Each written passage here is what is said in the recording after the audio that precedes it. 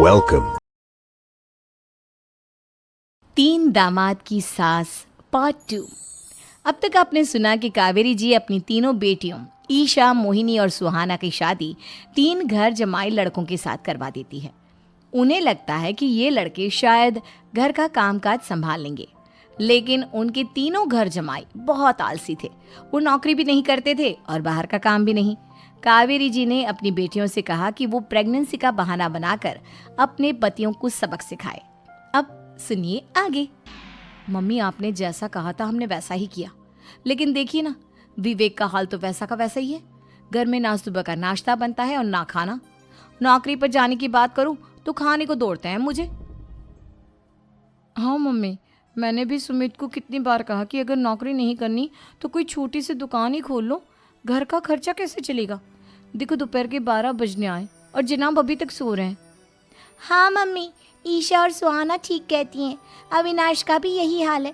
जब मैंने अपनी प्रेगनेंसी के बारे में कहा तो मुझसे कहने लगा, अरे दूसरी लड़कियां तो 9-9 महीने तक नौकरी करती है, बस डिलीवरी के टाइम छुट्टी लेती है। मोहिनी, तुम भी नौकरी करो।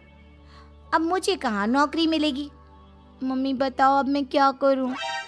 हे भगवान, क्या सोचकर घर जमाई दामाद लाई थी मैं कि मेरी बेटियां मेरे पास रहेंगी और खुश रहेंगी, लेकिन इन आलसी दामादों ने तो हमारी जिंदगी को भी प्रॉब्लम में डाल दिया है। मैं तो कहती हूँ मम्मी, हम लोग वापस अपनी जॉब पर जाना शुरू कर देते हैं। बता देते हैं इन लोगों को कि हमने प्रेगनेंसी का बहाना किया है। नहीं नहीं बेटा, ऐसी गलती भी मत करना। अगर तुमने ऐसा किया तो इन तीनों की आदत और ख़राब हो जाएगी। अरे आज नहीं तो कल कभी तो तुम प्रेग्नेंट होगी, तब वापस यही प्रॉब्लम आएगी। तब क्या करोगी तुम तीनों? हाँ मम्मी, आपकी बात तो बिल्कुल सही है। इन लोगों को तो सुधारना ही पड़ेगा। लेकिन कैसे? अपने बच्चों के आने की खबर सुनकर भी इन लोगों पर कोई असर नहीं हो रहा। पैसे कमाने के लिए घर से बाहर निकलना ही नहीं चाहते ये तीनों। अब मेरे दिमाग में एक प्लान आया है। तुम तीनों चिंता मत करो, उन तीनों को बुलाओ, फिर मैं बात करती हूँ। थोड़ी देर बाद कावेरी जी अपने तीनों दामादों को सामने बुलाकर अपनी बात कहना शुरू करती हैं। अविनाश, सुमित और विवेक, देखो बेटा, मैं ना तुम तीनों से बड़ा प्यार करती हूँ, इसीलिए तो तुम्हें घर जमाई बना कर रखा है मैंने। अरे मम्मी जी, सीधे सीधे कहिए ना, क्या बात है? प्यार तो हम भी आपको बहुत करते हैं। अरे मम्मी जी, आपकी इज्जत भी बहुत करते हैं।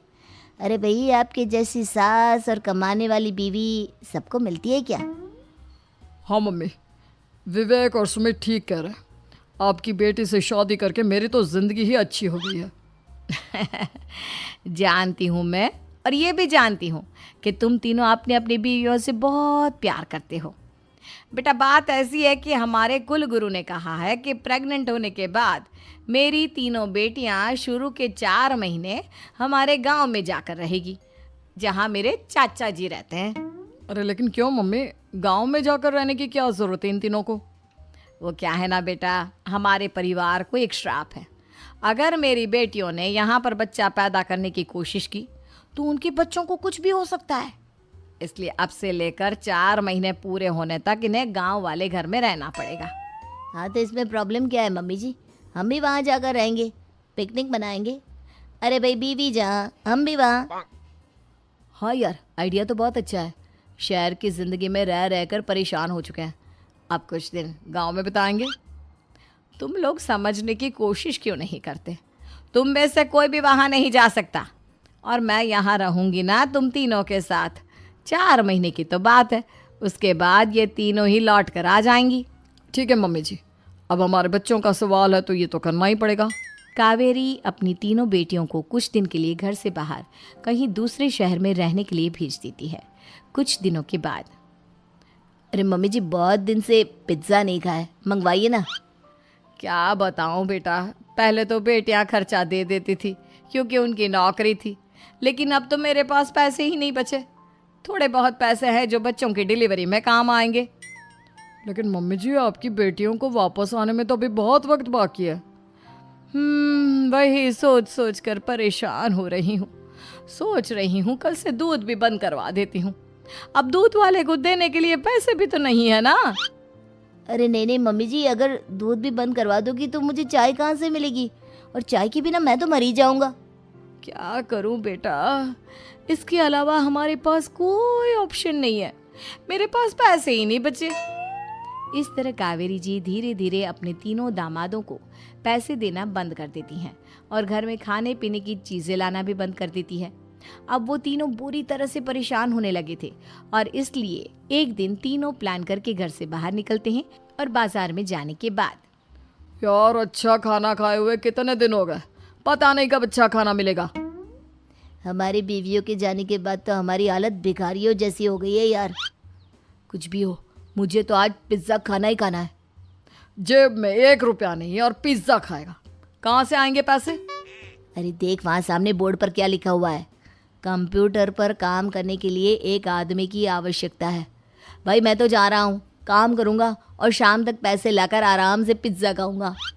जा जा, तुझे कोई काम नहीं देने वाला, हम तो घर जा रहे हैं। चल भाई सुमित। सुमित और अविनाश वहाँ से चले जाते हैं और विवेक उस कंप्यूटर शॉप पर सारा दिन काम करके 5,000 रुपये कमा कर घर लौट कर आता है और अपने खाने के लिए अच्छी अच्छी चीज़ें भी लेकर आता है। ये देखकर विवेक और सुमित के दिल में भी कुछ पैसे कमाने की इच्छा जागती है। अरे सुबह सुबह कहाँ चल दिए तुम? मम्मी जी एक बहुत अच्छी जगह मिली है, कंप्यूटर पर काम करने के 5,000 मिले थे कल मुझे। अगर रोज़ काम करूँगा तो पूरे 40,000 की तनख्वाह। अरे वाह, ये तो बहुत अच्छी बात है दामाद जी, आपको जाना ही चाहिए। सुमित और अविनाश विवेक को इस तरह तरक्की करते देखकर परेशान हो जाते हैं और वो दोनों भी काम की तलाश में निकल पड़ते हैं। धीरे धीरे उन दोनों को भी काम मिल जाता है। अब कावेरी के तीनों दामाद छोटी मोटी नौकरी करके अच्छा पैसा कमाने लगे थे। एक दिन कावेरी उन्हें अपने पास बुलाती हैं। अरे वाह, विवेक 40,000 कमा लेता है, अविनाश 60,000 और सुमित तुम भी 40,000 के आसपास कमा ही लेते हो। कुल मिलाकर तुम अच्छे खासे पैसे कमा रहे हो बेटा। हाँ मम्मी जी, बहुत मज़ा आता है जब महीने के एंड में मोटी रकम हाथ में आती है। पूछिए मत मम्मी जी, घर में रहकर रोटी बना बना कर और तो जैसा महसूस होने लगा था मुझे तो। हाँ बेटा, तुम तीनों की बात तो बिल्कुल ठीक है और जानते हो अब तुम तीनों की पत्नियां भी वापस लौट कर आने वाली है। लेकिन मम्मी जी अभी तो उन्हें गए सिर्फ 2 महीने हुए हैं, आपने तो कहा था वो 4 महीने के बाद लौट कर आएंगी। ऐसा कुछ नहीं है बेटा, मैं सिर्फ तुम तीनों को सबक सिखाना चाहती थी कि आदमी घर में बैठकर बीवी की कमाई खाता हुआ अच्छा नहीं लगता। इस दुनिया में हर इंसान को मेहनत करनी चाहिए, काम करना चाहिए, चाहे वो औरत हो या आदमी, ताकि अपने परिवार को संभाल सके। कावेरी की बात सुनकर उन तीनों को अपनी गलती का एहसास होता है और कावेरी उन्हें सच बता देती है कि ईशा, सुहाना और मोहिनी शहर में ही कहीं दूसरी जगह रह रहे थे। शाम के वक्त उन तीनों की पत्नियां लौट कर आ जाती है और कावेरी जी का परिवार एक खुशहाल परिवार की तरह रहने लगता है।